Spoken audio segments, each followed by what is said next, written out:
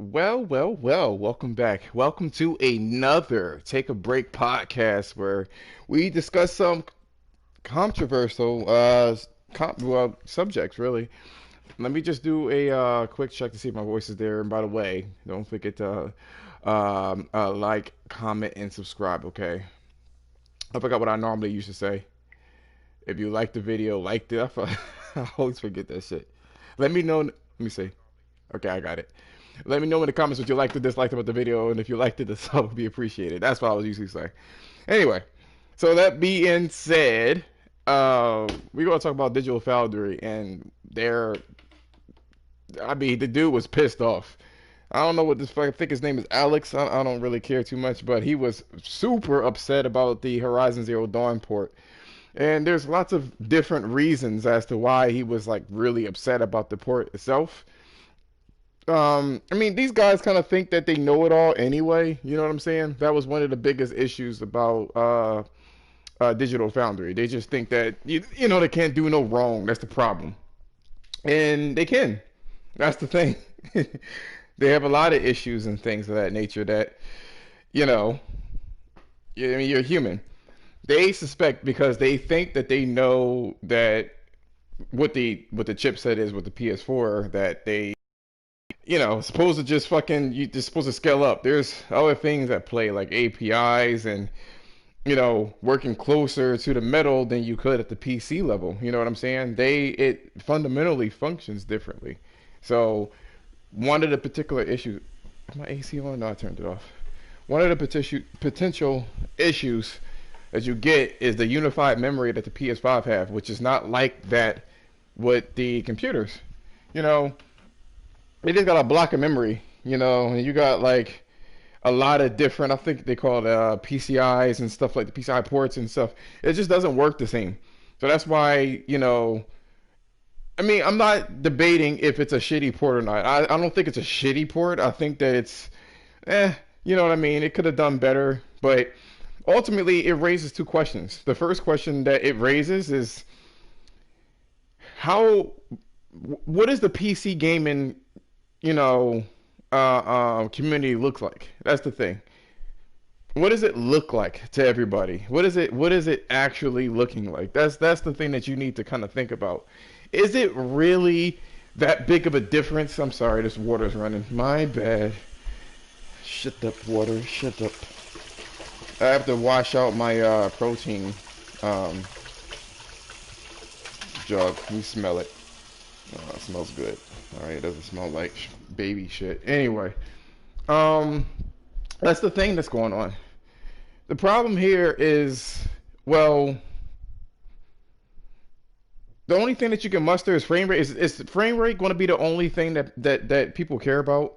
I'm going to tell you right now, when Horizon Forbidden West comes out, it's going to shit on Horizon Zero Dawn, obviously. It's different hardware and a whole bunch of other things that they got going on anyway. But my question here is that I don't know what they were expecting. I mean, were you expecting it 8K and 60 frames a second, or I don't know. The game was never a slouch to begin with. You know, that's the funny thing. Digital Foundry is always saying shit about, oh, well, it's not quite the fat 4K, and but at the same time they praise the fucking machine learning for the AI. I forgot DSA or whatever the fuck it is.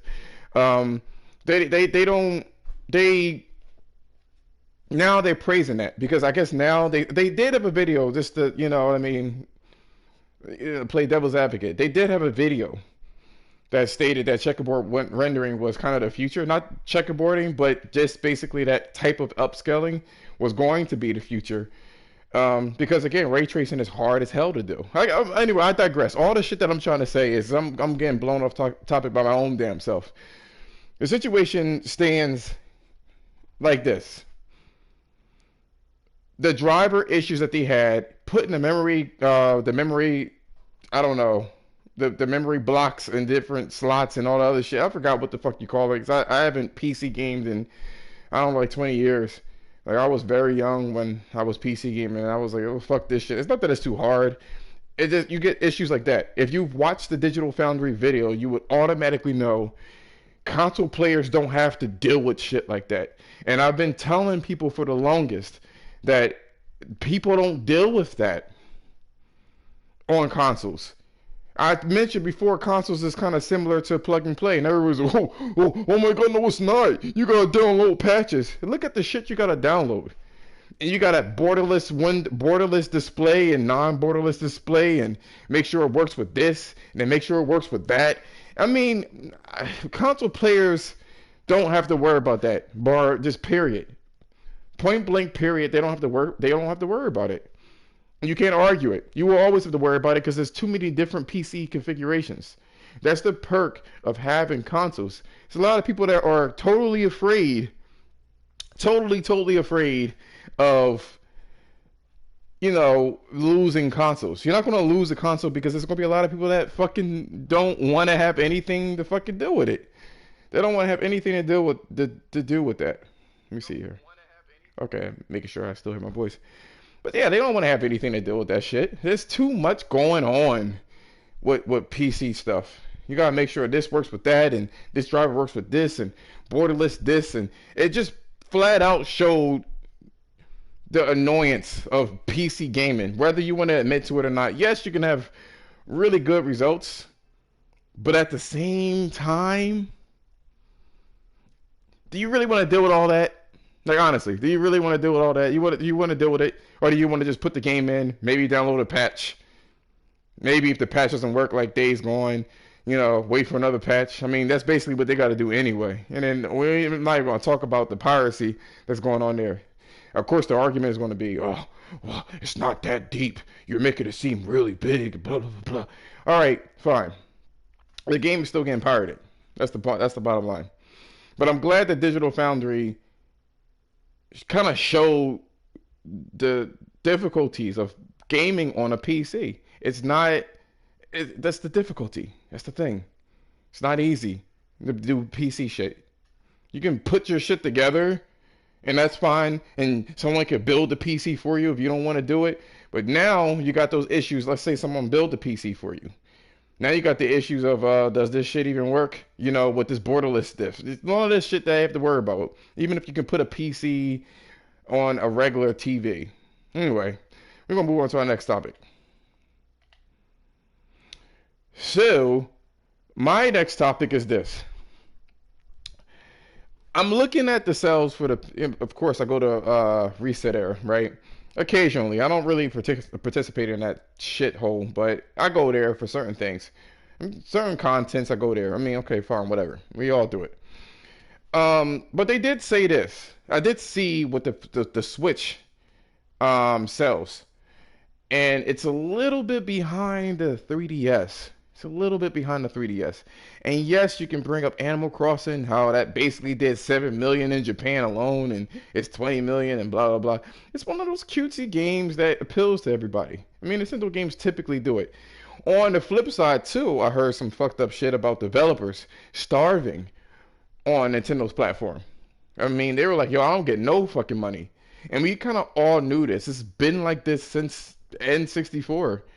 There was a very select few of games that you could sell on the Nintendo platform. And then from that point on, especially with the GameCube, it really didn't do well. It didn't do shit.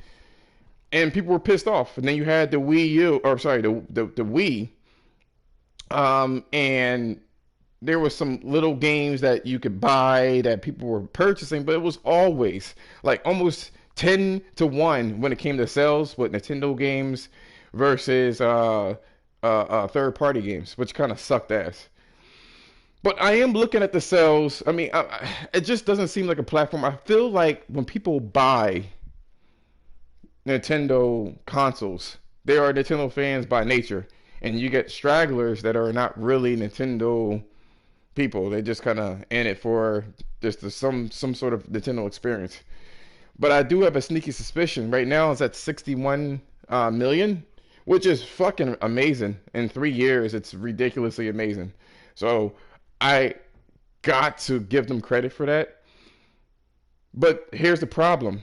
They had the Wii U that was released around the PlayStation 4 and Xbox One time. That failed miserably. And so they jumped ship and made the Nintendo Switch, which is kind of a evolution of the Wii U. And then that started doing gangbusters. And I'm like, all right, cool, that's great. But they released that shit in 2017, and it's doing crazy. But it released it right when the PlayStation Pro and Xbox One X, it's basically the middle of the generation. That's the thing. It's in the middle of the generation. Makes me think when people are going to get the PlayStation 5, because yes, the PlayStation 4 is slowing down along with the Xbox One. But when you when you look at the situation, I'll put it that way, you clearly see that there are the PlayStation have the fucking gaming media on lock. I mean, everybody's begging to get some information on the PlayStation 5, along with record-breaking engagements with social media. You got engagements with, Twitter. It was the top, it was trending. It was trending on YouTube every single time. So I kind of want to, I'm thinking to myself, how long could the Switch sustain its sales? Especially if you do go to reset era and you see the trajectory of the sales for the Switch. How long can they sustain it is the question. You kind of think to yourself, is this going to be one of those things where it's going to slow down? And then what does it mean if it does slow down? What, Nintendo's going to make like a mid refresh for the Switch? I mean, I don't know what avenue that they can take other than keep it a hybrid console. Because that's a thing too. I mean, gaming on the phones is one thing. I mean, at one point when the Switch first came out, I really believed that Nintendo was going to jump ship on that one and go to cell phones. Because they would never want to develop for the PlayStation or Xbox. They've been doing it on cell phones. But how is it really? I mean, I just don't know. I feel like it's going to slow down. People are going to want to put their money somewhere, and the PlayStation has always been a platform where it was for everybody, mature and young alike. But really, the mid-age differentials, shit like that, I feel like that's what was going on with the PlayStation 5 or PlayStation 4. There's a PlayStation platform in general. I really feel like the Switch is going to slow down. I mean, the PlayStation 5 has a dumb amount of momentum, and people are going to want to see it's a cool design or it's a different design in terms of the game console. And then on top of it, it's just like, I really do think that the PlayStation 5 is going to regulate shit. I do think that it's going to be like super fucking crazy, and it's going to cause a slowdown in the Switch sales. The Switch is a little bit behind the 3DS, if I'm not mistaken. I did see that. But I mean, I think I've exhausted everything that I could possibly say about the Switch and if it's going to slow down. The PlayStation 5 basically has way too much momentum. It's too much momentum for everybody to just be like, nah, it's not going to sell, or the Switch is going to still, do gangbusters. I'm sure but it will slow down. I'll put it that way. So that's what I have to say about it. Just keep that in mind. Look at the sales numbers if you are interested in that stuff, and you can kind of see my point, really. Now, on to my next subject. What does the PlayStation Plus bring to the table? I'm getting really sick of YouTube personalities constantly talk about how Sony is anti-consumer with their platform. I'm sick of it. What company isn't anti-consumer if you look at it? My whole point of this subject is that, there's a lot of YouTube people, YouTube posters that constantly bring up, oh, the pluses are that good. They either release indie games or they either release games already purchased. So, since you complain about this shit, what do you want? I'm in the customer service field myself, and there's a lot of complaints within customer service, but there's not a lot of solutions to the shit. What do you want exactly? What do you want PlayStation? And you can leave that in the comments too. What do you want PlayStation to do? The PlayStation Plus. What do you want that to be? You know what I'm saying? But the whole anti-consumerisms and shit like that, and all of the stuff that they say, they're fucking Apple. Everybody is anti-consumer. If you liked Halo, I have to buy an Xbox. If I like Nintendo, and then you know what too? I just did a subject on Nintendo. Why doesn't Nintendo get the flack that Sony gets? It's anti-consumer that I can't play Mario and Smash Brothers on PlayStation, but nobody says shit to that console, and it's selling well, so you can't say that it's not as popular either. But I always want to know that. I mentioned this before. Nintendo gets a break too many fucking times, and people don't want to listen. But anyway, I digress. The point that I'm trying to make is, what does the Plus bring to the table? And it brings to the table what Netflix brings to the table that Hulu doesn't bring to the table. Exclusive content.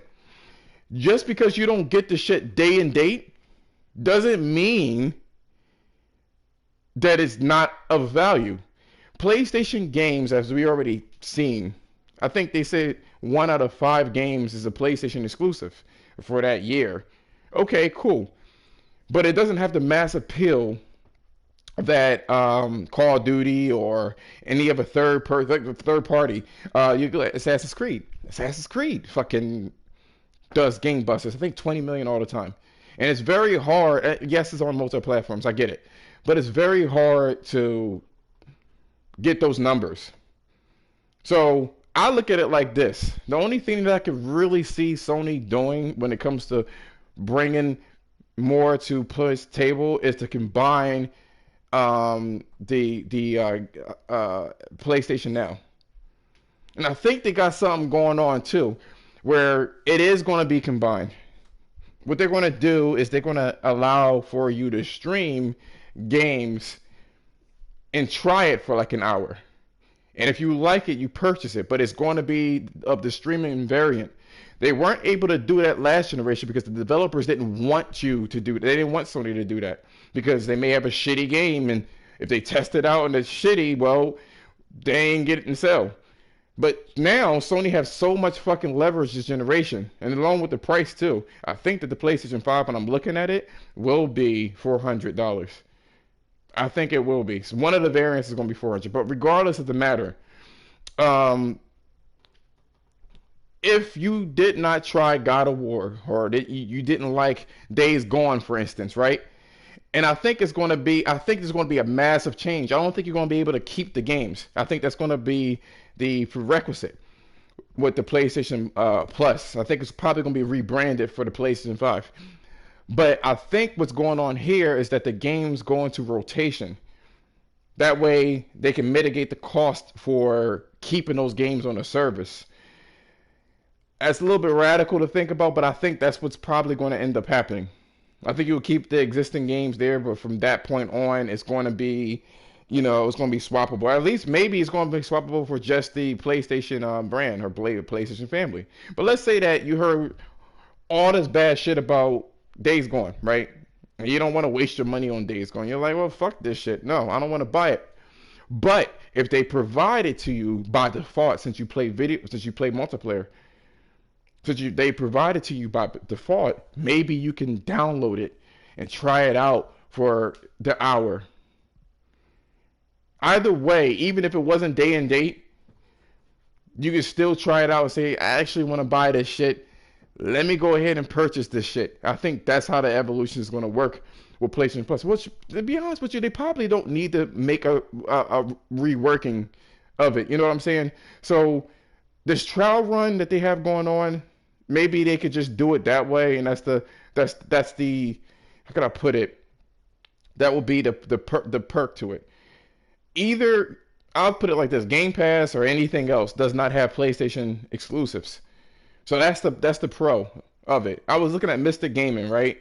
And this dude just goes on and on about, I want more out of Plus. I want more out of Plus. What do you want? What do you want out of Plus? What more do you want? That's what I want to know. I always want to ask him that question. What exactly do you want out of PlayStation Plus?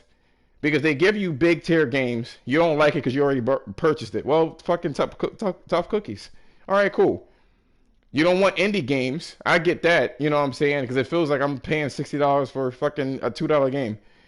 So I get that. So what games do you want on the Plus?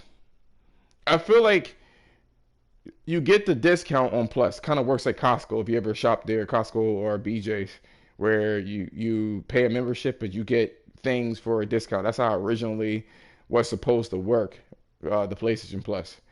And I think it does work pretty well in that regard. I think they have it set, but people want more. And Sony's trying to make a platform out of a service. You know what I'm saying? So they have the same idea as Game Pass, but they're not going to put their games day and date. Fucking tough cookies. Tough cookies. That's not a good business structure. To spend all these millions of fucking dollars on a game for you to just instantly buy 4 of them motherfuckers. You get The Last of Us, you get fucking Ghost of Tsushima and all this other shit. These niggas want their money. It doesn't work that way.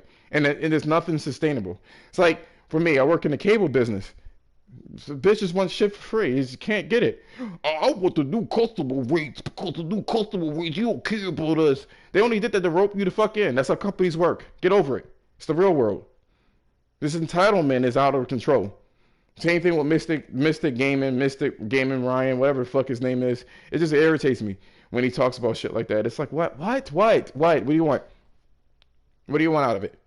But I think that's what Sony has. That's the ace in the hole. Eventually, they're probably going to start putting their, in rotation, I would say, they're going to start putting their exclusives on there. And I'm all for that. I'm all for it. I don't mind that at all. Let them do what they need to do. Shit. The more successful that is, the better it's going to be. Anyway, thank you guys for watching. Let me know in the comments what you liked or disliked about the video. And if you liked it, so it would be appreciated. Peace out.